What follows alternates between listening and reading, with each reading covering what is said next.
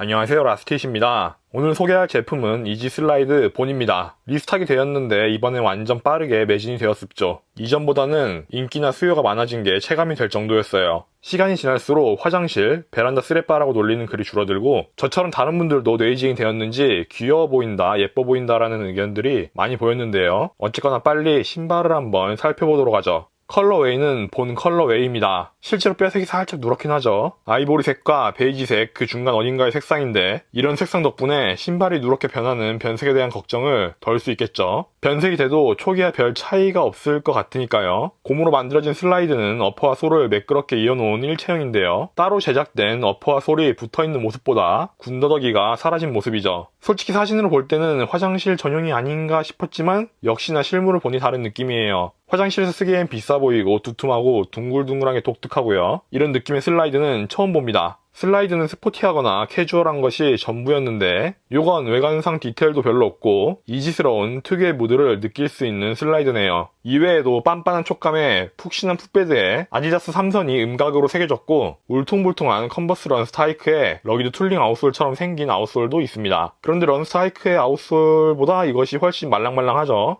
디자인만으로도 할 말이 많았지만 기능적으로도 할 말이 많아요. 먼저 어퍼와 솔의 일체형인 형태죠. 어퍼와 솔이 분리되는 것이 방지되겠지라는 기대감을 가져봄직해요. 각각 따로 만들어진 어퍼와 솔을 부착한 슬라이드의 경우 시간이 지나면 분리가 되어서 상품을 버릴 수밖에 없었는데 이 놈은 일체형답게 튼튼할지 아닐지 장시간 신어보며 테스트를 하도록 하겠습니다. 또한 EVA 폼으로 인해 탄력있고 푹신한 쿠셔닝도 제공을 해주죠. 두툼한 두께돌로 인해 무거울 것 같지만 그리 무겁지도 않고요.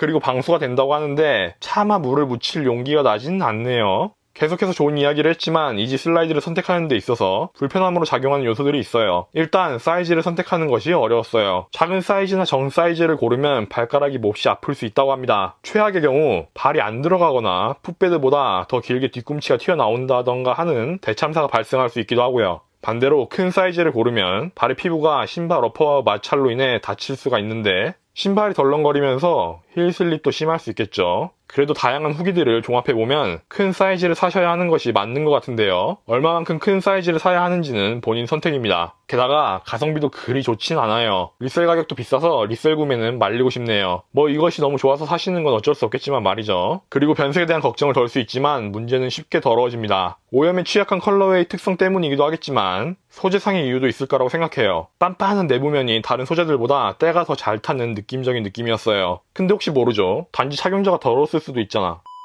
이제 정리를 해보죠. 디자인과 기능을 고려한다면 좋은 슬라이드라고 생각해요. 알파 바운스나 크록스에 비해서 압도적으로 좋은 건 아니지만 귀염뽀짝한 신발의 쉐입이 나름 편하고 봄, 여름에 신기 딱 좋아요. 하지만 강추는 하지 않습니다. 어쨌거나 이제 리뷰를 마치겠습니다. 시청해주셔서 감사합니다. 영상이 도움이 되었다면 구독과 좋아요 잊지 말아주세요. 끝.